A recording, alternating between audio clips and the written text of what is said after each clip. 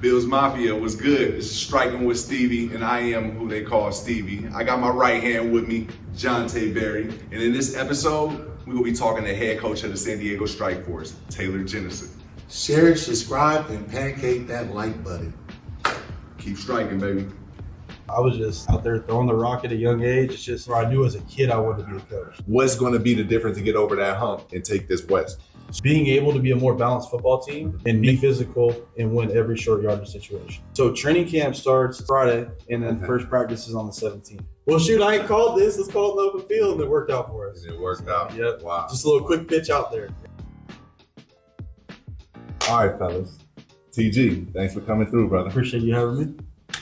Thank you. Look, I like to start with the beginning. Before you became the trailblazing coach to take the Strike Force to the first playoffs, having the first winning percentage. This is what, the fifth or sixth year? Yep. Yeah. 6 years. Yep. How many coaches so far? I'm the third one. The third, but he is the first to get those dubs, them big dubs. But before all of that, you know, there was a time like myself, I was sitting in the car.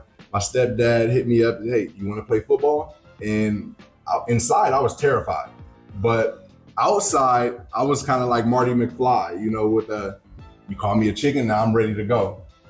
Hey, let's get it, I'm ready to play, but I was terrified. But that was my first thoughts of being involved in football. I want to go back to that time. You know, I want to hear about that, TG. Well, shoot, I was kind of born into it. My dad was a coach. My brother was a quarterback. My cousin was a quarterback. So I was just out there throwing the rock at a young age. It's just really on the sideline influenced me from birth. So it was one of those things where I knew I loved it. I knew it was something I wanted to do. And I'm one of the weird exceptions where I knew as a kid I wanted to be a coach. Like I still have my dream of like, you know, I want to go play in the NFL and do this and that. But like, yeah, when I'm done doing that, I want to coach. So I've always kind of had that mindset. Yo, that's an interesting perspective because on my way driving, I was looking forward to this interview above all because one, being a trailblazer and being the coach to be the first to do something, anything that's truly special, but it comes from a certain space or a place. And with you saying as a young player, I was already thinking about being a coach. It's kind of special because you got to be thinking different. Either you around a football family or you just built different. Me, on my side, I was a player, and as I was playing, I was only thinking about playing. I never even thought about the mentorship side, the coaching aspect. But to hear you already be preparing yourself during your playing times, I mean, that's special for people to hear now because it just sets you up to being who you become now, you know? Jonte, it's kind of the same thing with you. You know, you was a player, and I'm pretty sure during your time, I don't know if it was from the spark from Taylor or you just had it in your mind that, okay, I'm going to jump into the management role. How did that come about with yourself? I mean, you know, tell you a little bit about me and TG history. As you know, from the first episode we talked about, I was overweight. And TG was the person that looked at me and gave me the opportunity. And because of the opportunity, we're here now talking about this podcast as well as talking about the Strike Force. And I want to thank you for being a friend and giving me that chance opportunity. Because that's what it's about. It's about giving people the exposure, the opportunity to excel and not holding people back as a crab in a barrel. And Taylor, he's never done that. Indeed. It's we like to talk about being a spark, you know, sparking the mind, sparking the world. And TG is an example. He's an example of sparking the mind. He sparked Jonte to become who he's become, and he's sparking the San Diego Strike Force to get more dubs. I believe you guys was one game away from the championship, which brings me to the mindset of 2 years before going to the championship. What was the mindset when you first took over? Because at that time, nobody was expecting, all right, we should be going to the playoffs now. It was just, quote unquote, losing seasons in a sense. So what was the mindset going into the year before last? The biggest thing was just expanding the way we recruit, you know, finding more resources, finding more players, not just kind of just, okay, well, I know this guy lives around here, this guy lives around there, kind of turn into a nationwide approach. And that really helped us. We really have done a good job of kind of building connections with agents and coaches across the country who have really started to trust us. And that's been big, is just building our relationships outside of just San Diego. And obviously we have a lot of talent here. So just being able to blend kind of the out of town with the in town has been a big difference maker for us. I got a question for you. Being that you get a balance of those in town and out of town players, what are some of the things that you look for to bring an out of town player here that's on your goal or on your list of intangibles of a kid that you'll recruit to play for the Strike Force? I mean, they got to be someone that has a reputation of doing things the right way. We can't really be bringing guys in here that want to just tarnish our name and mess around the community and wear our logo and be out and about acting dumb. So our biggest thing is just wanting to represent the brand, wanting to represent the city. So we really, honestly, genuinely do character checks on these guys and call their college coaches and people that we know and just make sure they're the right people. What about this? It brings me to this because a player that wants an opportunity to play, they'll disguise themselves as a good player, or as a good guy, So like I want to go even further in depth because that's what we're doing. We striking. Like, how do you check for those character things? Do you bring them out and then you kind of get that vibe, or are you checking the social media? I want to get this out there so that you guys out there that may have this opportunity, y'all can learn from this. But y'all hearing it first from the head coach.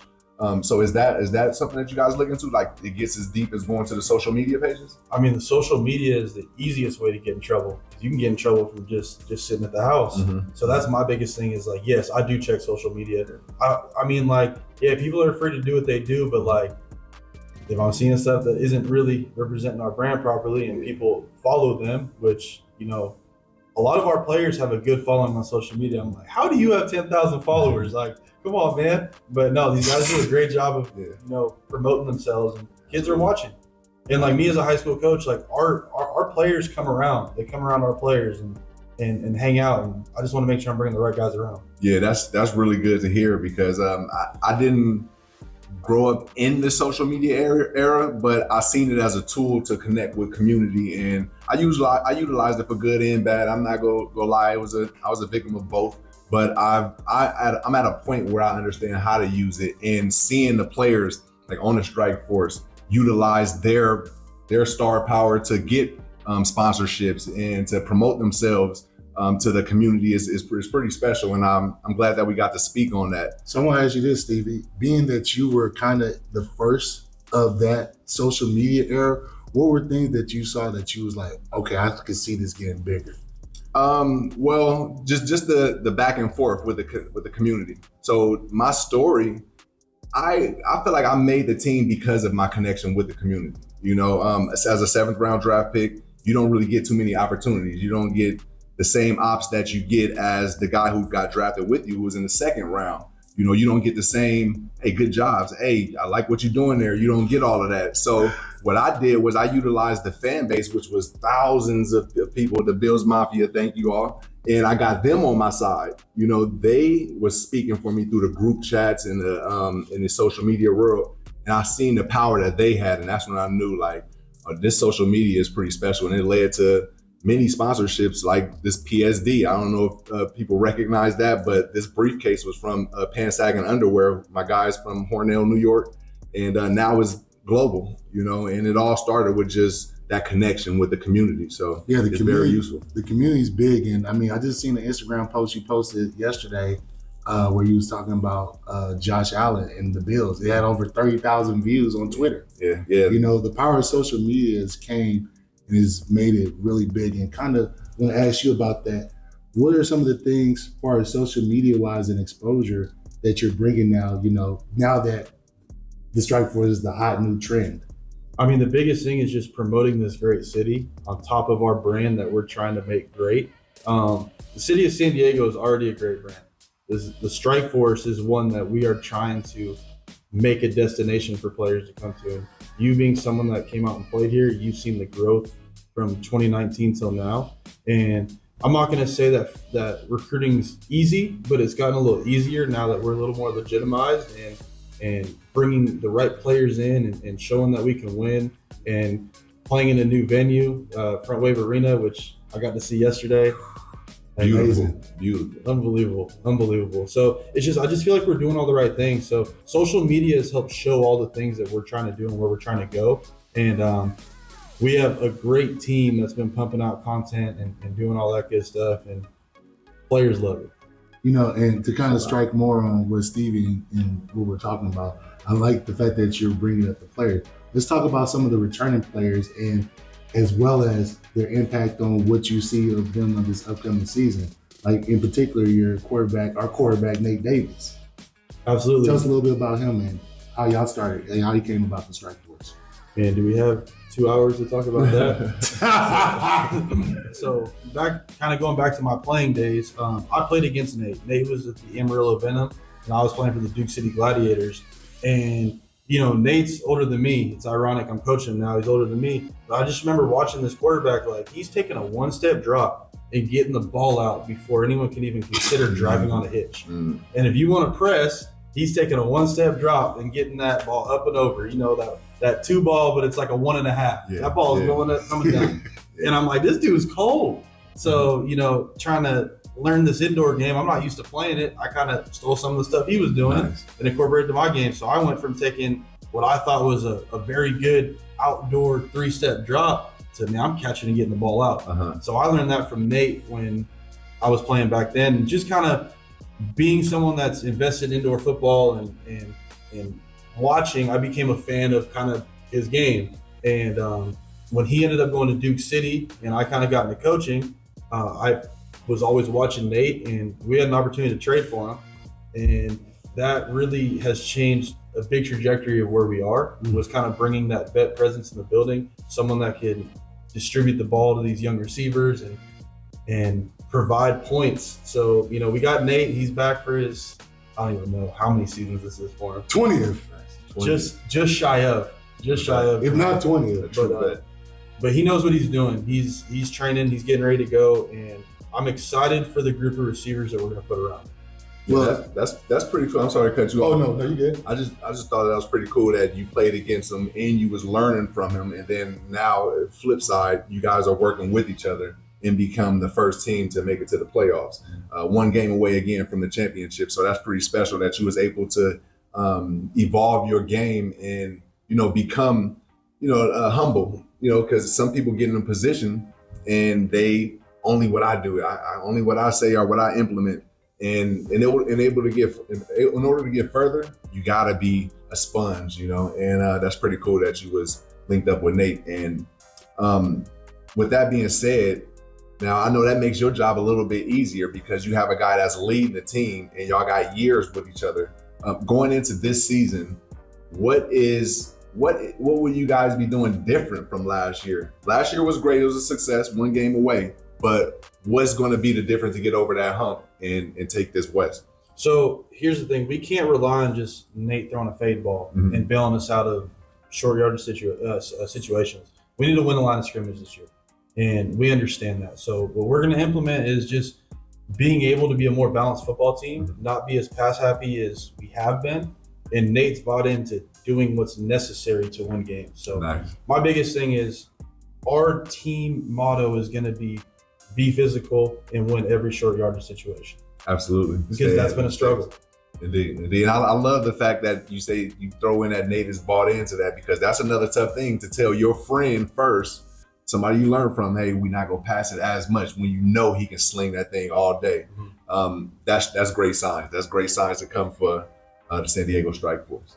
No, for sure. And I want to kind of ask you another question about the Strike Force and the team. I know that you lost Coach Jason Simpson. Big addition that was here last year that helped you on defense. How do you feel that role of losing a defensive coordinator that you went to the Western Conference Finals with and adding on a new coach to potentially have that same expectation of what the standard was last year, and who is he and what additions of players have he brought in? We did a great job last year. Simpson was awesome. We had a lot of turnovers on defense. I don't know if that was a league record, but we had a lot of interceptions. I want to say like 26 or 28 interceptions on defense last year. What? Impressive. That was crazy. That sounds like lockdown DBs. I need to hear any names of those DBs. Hey, we had a lot. We had Keyshawn Walker, who got an opportunity to go to the CFL last year during the year. Keyshawn did a great job. local guy at Toa Fox. Okay, sweet. Yeah, and I heard that name. I don't want to keep going because I don't want to leave anybody out, but we had a lot of people that There's a lot of had picks. That's opportunities. good. That's You know good. what That's I'm good to saying? hear. And obviously, as good as the secondary was, that pass rush helped out, and it made a lot of fade balls come up short where we were to Absolutely. jump them. And credit to our secondary and credit to our D line for really helping some of those opportunities for them. Nice. Do you guys have a date on when training camp starts? So training camp starts. So they report Friday, and then Okay. first practice is on the 17th. They report this Friday? Yeah, this Friday. Oh, awesome. Nice. Make sure y'all stay tuned to San Diego Strike Force. Training camp's coming up. Is it open to public or is it? We'll have some dates where we could probably have Okay. some people out. So yeah, just make sure y'all stay tuned with www.sdstrikeforce.com and be on the lookout for training camp and all practice things and all the vibes that's going on there. Jonte, you want to run down a Q&A? Yeah, for sure. So we got a couple questions. First question is this, IFL wise. IFL or AFL? I mean, IFL for sure. Okay. Running the ball or throwing the ball? 4 from 1. You gotta run the ball Okay. Mm. Okay. Mhm. Why? because if you're a better football team, you're gonna move them. If you're not a better football team, you're gonna throw the ball. That's just my personal opinion. Okay. This is a little bit more in-depth. Question. What transitions for a QB from the indoor to the outdoor game? The wider throw. So typically, when you get back outside, the field just gets massive. You know what I mean? So if you go from playing indoor and you go to like a CFL tryout, your footwork's going to change. Your release points are going to change. You got to get the ball out there. So it's just the size of the field. But what indoor does a good job of is helps you get the ball out your hand. Okay, with that being said, do you think that this is something that a player should be practicing during season? Because as you said, you had a player that went from indoor and they moved on to CFL. Congratulations. But in a time where you're only focused on indoor, should you still be working on outdoor moves and things? So absolutely, especially in your bye weeks, maybe do some of that other kind of bigger field stuff. But the biggest thing that we're trying to do here is I'm not trying to create the best indoor football players that we can. All of our coaching staff that we have here coaches some form of outdoor football. So we're trying to kind of keep things as generic as possible when it comes to terminology and even the footwork and the stuff like that. We're not just trying to create indoor football players. So I feel like when you come through here, you're still getting prepared to play outdoor football because that's the game we all know and love. Absolutely. So, question for you. Most memorable moment of last season Of last season, for you? Maybe let's give them 3. Yeah, 3. We need that was 3. a huge season. Yeah. So I want to hear the most memorable moment to you and for you personally from this season. Yeah. Then I want to hear yours, which was collectively as a team. Got you. Mhm. I would say, can I answer your And second then, one the first? third one offensively. Okay, I got you. So I'm gonna go a little out of order because I'm gonna go timeline of the season. Okay. As a team, I'd say it was the Arizona game because we lost Nate early and we're on the road at Arizona. You talking about the one where Rudy won? When Rudy came in the game. Oh, that was And if you guys don't know, Arizona won the championship. Arizona right? won the championship. Yep. Yep. Okay. So Rudy came in and we went from just a pass happy, throw the ball over the yard team to, you would have thought Rich Rodriguez was calling the offense. We're over Right. here, read option, power read, all that kind of good Rudy, stuff. And shout out to you, man. we're Shout out over here Rudy. on the ball. So that was fun just to be able to go from one system to, oh shoot, high school O coordinator kicked in my brain and just kind of changed up with Rudy on the fly. And So it that was fun. the birth of having that three-headed monster in the backfield. Was this past season? It was definitely enhanced. We did some of that stuff the year before, and it's just we had the opportunity to do a little more this year. So yeah, Nice. we're just always kind of trying to evolve and build on that. Nice. See, we actually just seen Rudy at the community camp. March and 8th. he looking ready. Looking fit He and looking ready. ready to Rudy. take over. Rudy can play 10 positions. Nice. Rudy's Nice. that dude. Speaking of Rudy, how did you come about getting Rudy, and tell us a little bit about his background? So I knew about Rudy when I was playing in Sioux City. He was playing for the Dodge City Law, And I'm like, who is this shifty quarterback over here going crazy for Dodge City? Okay, he was only QB. Yeah, he was playing quarterback. And Rudy actually got the chance to go up to the CFL as a DB. But Rudy was over here cooking. I could be wrong, don't misquote me, but I think he was either offensive player of the year for that league or rookie of the year or something. And Rudy was cooking. And then when I got out here, I found out he was here. We had tried to get him. I remember the COVID year, and Yep. he was our quarterback at DB. That was my first experience with him. Super explosive. Yeah. Like he do it like that. Take off, and I was just like, hey, I want to block for him every time because he could get it and go. And that was a great pickup. And having him and Nate, because now you run the RPO, Rudy gets the ball, and you think he run it, and he goes and he flips his hips. And he's able to throw the ball, and now he's able to throw the ball across the other side. It brings a whole new dynamic to the game. Rudy has been our Cordell Stewart, even though I like to call him Willie Beeman. He's been our Cordell Stewart. He's awesome. That's pretty cool. Is there any other names or additions to the team that you can speak on, or is that still waiting to be seen? We have I'm going to say 2/3 of our team is going to be new. So I'm excited to kind of see who's coming in. Our receiving core is going to be pretty much brand new. So I don't even know what that's going to look like. Really? And offensive line is going to be new. I mean, really, Nate, Rudy, Trayvon Van, and our new running back, Larry McCammon. That group I'm really excited to kind of see is our running back group. This young back coming in is really good. I think our D-line is going to be very, very good, which we just lost one to the UFL, which congratulations. That's pretty good. Yeah, congrats. Yeah. Who was that person? Izzy Antoine. So he's out of Oklahoma State, and we're going to see. OSU. Shout out Coach Forte. That's my guy, special teams coordinator over there. We're going to see what's up with Izzy, man. I'm excited. He's a dog. We got him from Mass. So to answer your question from earlier, we brought in Coach Miller as our defensive coordinator. Okay. He was the head coach of the Mass Pirates last year. They lost in the championship game. Yeah, they're pretty solid also. Coach Miller's going to come in, call the defense, and that was one of his guys he had last year. So I got a question for you because I heard something that was really shocking. You're not bringing no returning receivers? So we have to talk about that. What made you do that, and what do you see that's special about this new group? I mean, let's be honest. You had Arthur Jackson. You was y'all was slinging it everywhere. Yep. So was it just based off of other teams getting them before you, or? It's kind of a combination of things. As you know, we have our vet rule, which kind of changes. Can you explain a little bit more about that? Our vet rule means that you can only have 7 players, either 28 years or older, or after you've played 3 years of pro football. So like Booth is considered a vet, but he's under 28. So if you've played 3 seasons or more. So like, for example, I'm 32, so I would count as a vet. You're a super vet. Super vet.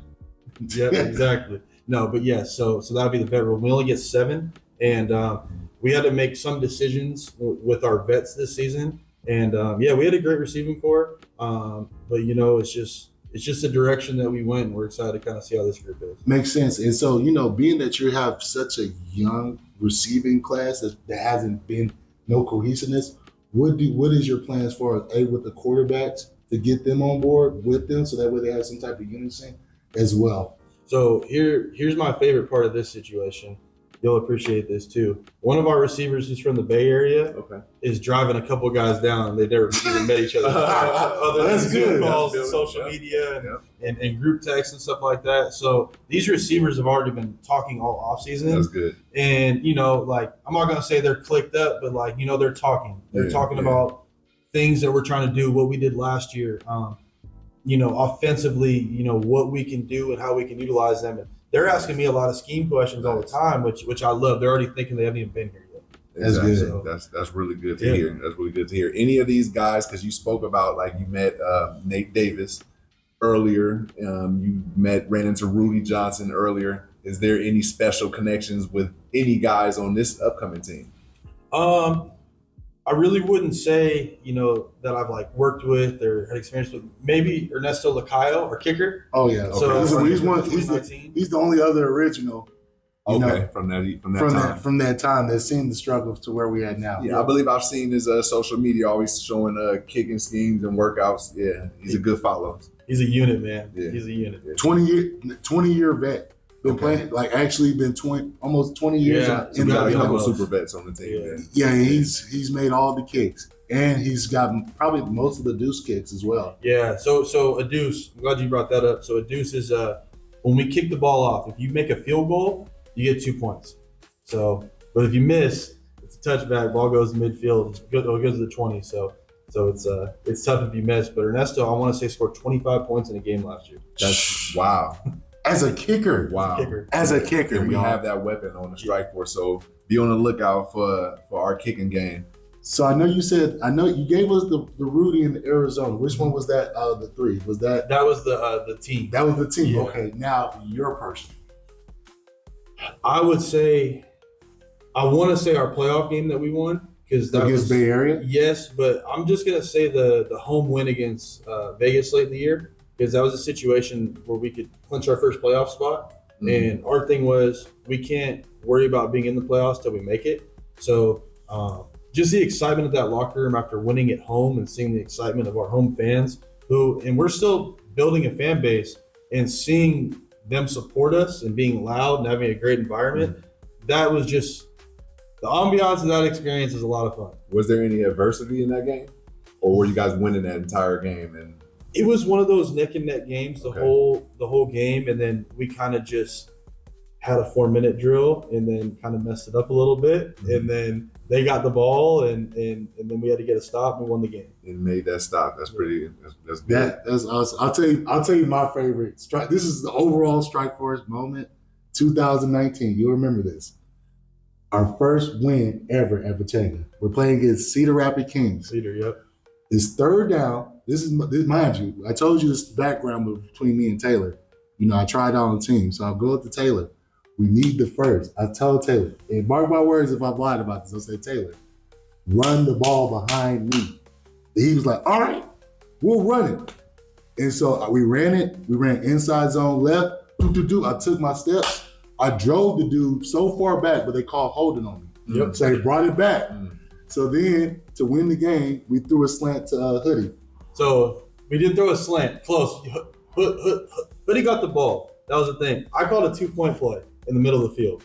So we looped him over. It was just a quick pitch out there, race to the pylon. Okay. So for us, it was quick pitch out there, race to the first down marker. You got there. So I went to my 2-point play. I mean, like, I'm still a new play caller back then. I'm trying to figure things out. I'm like, well, shoot, I ain't called this. Let's call it in the open field. And it worked out for us. And it worked out. Yep. Wow. Just a little quick pitch out there. Yep. And that was the first W for the San Diego Strike Force In the history. in the history of the game. And now we're going to get even more W's at Front Wave Arena in Oceanside. So make sure y'all stay tuned. Remember to log on to strikeforce.com and be on the lookout for March 31st against the Las Vegas Nighthawks, right? Nighthawks, yep. Yeah. So Las Vegas the Nighthawks. first dub was against the Nighthawks. No, it was against the Cedar Rapids. Okay, Cedar Rapids. Okay, But we're about to get another dub on them. another dub coming up at the end of this month. Like what James Wilson, like licking them dubs. Yeah. Getting them dubs. Hey Taylor, got something special for you. Man, just for you being a trailblazing coach to get all those dubs and be the first to take the squad to the playoffs, we want to award you with a pancake belt, brother. Man, Congratulations. This thing's clean. I appreciate y'all. Dante, just like I told you, man, O and D linemen are the real skill position, man. So Hey, I'm Awesome. with you on that. I'm with you on that. got to win up front, and no, this is awesome, man. We got to do one of these for the Strike Force. Oh no, for sure. It's a turnover chain. Turnover, Turnover belt. absolutely. Turnover spinning belt. I think that'd be I dope. like it. I Already like know. it. This is awesome. Yeah, we want to tell you thank you for what you've done with the Strike Force and being a trailblazer. Like I said earlier, for giving me opportunity, but most importantly, bringing football back to San Diego on a professional level. We appreciate you for that. Absolutely. I appreciate you guys, man. Thanks for your time, Coach. Thank you. And that's a wrap for Striking with Stevie. Stay tuned on the next episode. Subscribe, share, and pancake that like button. Keep striking, baby. One love.